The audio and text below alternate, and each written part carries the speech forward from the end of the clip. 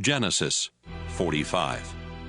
Since Joseph could no longer control his feelings in front of his servants, he sent them out of the room. When he was alone with his brothers, he told them, "I am Joseph."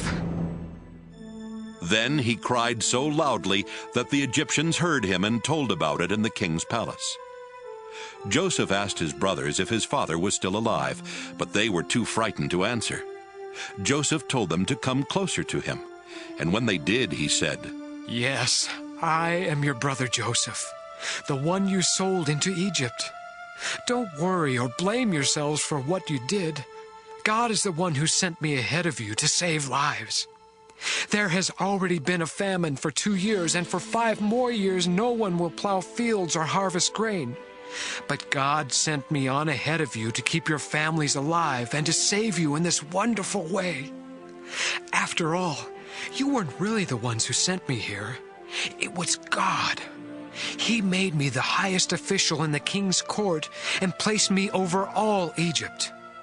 Now hurry back and tell my father that his son Joseph says, 'God has made me ruler of Egypt. Come here as quickly as you can. You will live near me in the region of Goshen with your children and grandchildren, as well as with your sheep, goats, cattle, and everything else you own. I will take care of you there during the next 5 years of famine. But if you don't come, you and your family and your animals will starve to death. All of you, including my brother Benjamin, can tell by what I have said that I really am Joseph. Tell my father about my great power here in Egypt and about everything you have seen. Hurry and bring him here."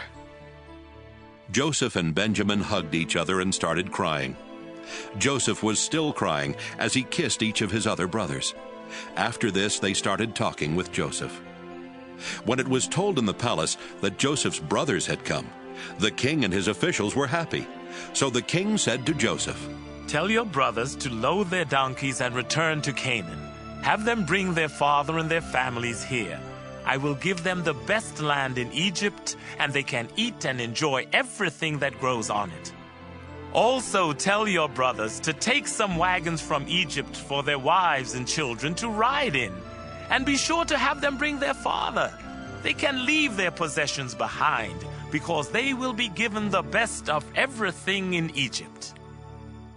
Jacob's sons agreed to do what the king had said, and Joseph gave them wagons and food for their trip home, just as the king had ordered. Joseph gave some new clothes to each of his brothers, but to Benjamin he gave 5 new outfits and 300 pieces of silver.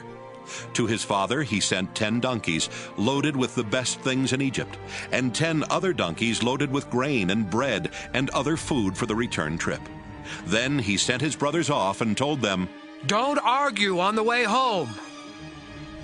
Joseph's brothers left Egypt, and when they arrived in Canaan, they told their father that Joseph was still alive and was the ruler of Egypt. But their father was so surprised that he could not believe them. Then they told him everything Joseph had said.